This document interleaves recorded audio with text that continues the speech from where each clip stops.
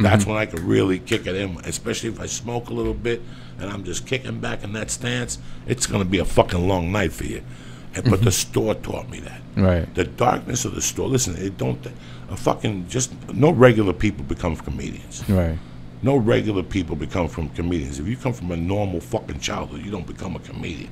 Somewhere along the line, something stung you, and you're trying to work it out. You don't even know it's stinging you. Right. That's the weird thing about comedy. You don't even know, you know. And there you are. For me, I don't know what the fuck it was. You said you made up your mind. You didn't want a fucking day job. I'll tell you what, neither did I. Right. And this was, and I'm telling you honest, this was the path of least resistance at that time. Right. When I was 31 years old. This was it. I had nothing. At that time. I got divorced. I blew all my credit cards. You know, there was no more, nobody would front me, no more pills. There was no coke dealers left. I couldn't rob nobody. They blame it on me. You robbed everybody. There's no one left to rob. There was no drug dealers left to rob in Boulder. And I had to do something.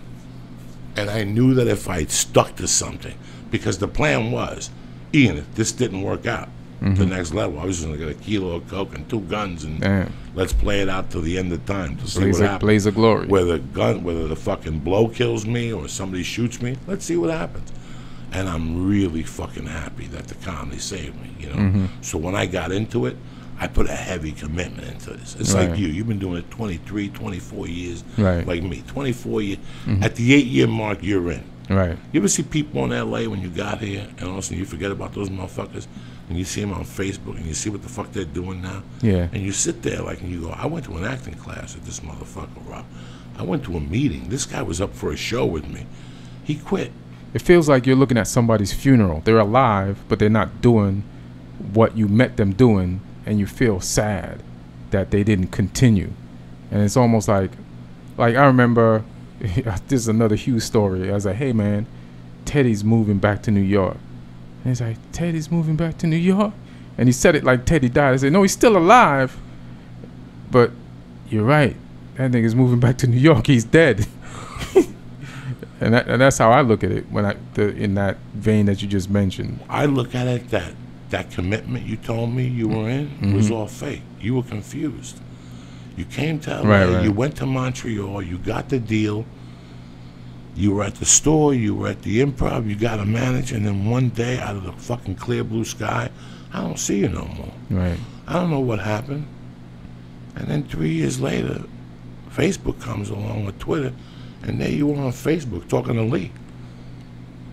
And I look at your page, and I see a kid or whatever, and I see that you're in a bowling league now. I'm not mad at you, by no means. I don't even think you're dead. I don't even look at it that way. For you to get, and I know they all miss it. Like Mike Ricker misses it. Right, and Mike left. All his homies miss it. Yeah. But I don't understand how you came out here and had this commitment. We did all these things. You were at the Laugh Factory with me. We did all these things, and one day you just stopped. I never understood that. I never understood that. I can't get that, and I hope I never get that. You know, like, I never want to understand it. I just want to keep pushing forward and just keep this energy that I got to just keep going forward. Well, no, listen, you're a special fucking gem. You're already there. It's just, you know that jar that nobody could open? And then your mother comes along with a missing finger and opens that motherfucker? That's all that's right at the point where you're at right now. You and I both know this. You're talented. It's your time. You just need a little push over. You can never... Listen, man, this is going to taste better for you. You didn't come here. You wanted a flash. How many flash in the pans you know out here? How many? How many people got a big deal in Montreal and they started cutting motherfuckers at the store, bumping bitches at the store? And now you see them and they can't even look at you. Look at that thing I read 5 weeks ago about Vinny Favorito. Weren't we at the store, Vinny Favorito? Weren't you at the store with I know that name. Who the fuck is that? The dude who robbed everybody in Vegas. He took loans. Italian dude. He's a comic, right? That dude came out here with a blaze of glory. Right. I mean, he shot every motherfucker. He went to the store, bam.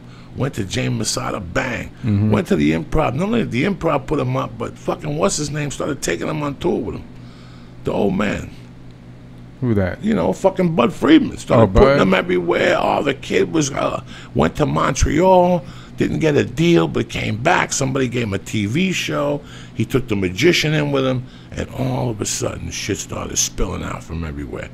That this guy had fucking done an open mic class in Boston, took everybody's money and left. Oh, shit. He was one of those type of gangsters. Then he disappeared from here. Then people are like, no, he's in Vegas. He's doing fucking great. And I'm sitting there going, this dude had a really bad gambling problem. Right, right. And now he goes to Vegas. Weird. And it just disappeared. And I'm not the type of guy who's going to put him down. You just give like that a guy like that rope.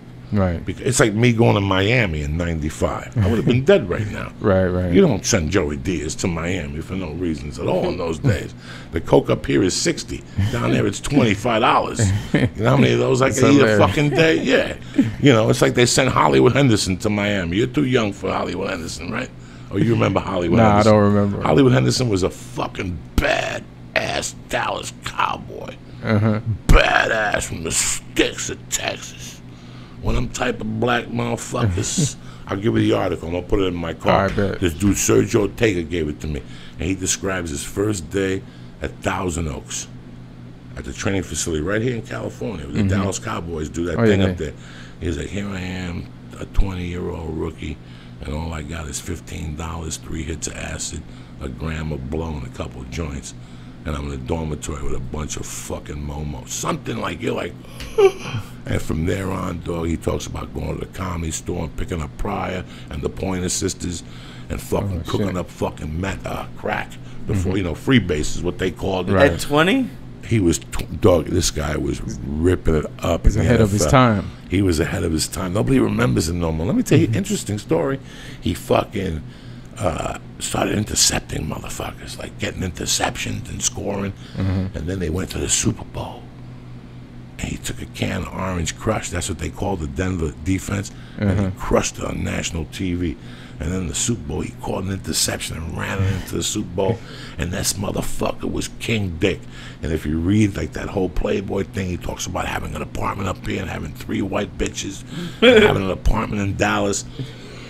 And that for his 27th birthday, Ed Too Tall Jones gave him 4 bitches, a redhead, an Asian, a black chick, and a fucking a Martian. And he fucked all 4 of them. I mean, this guy, I mean, you're sitting there going, holy fuck. And they starts talking about fucking carrying pistols and being up here, and he just went AWOL. So after he wins the Super Bowl, they all know he's crazy. And if they show old footage of Dallas, it's really interesting to see him because in the locker room after they won that Super Bowl, you could see him in the back with no shirt on going, party. Like he was just out there, dog. Right. He was 20 years ahead of his time.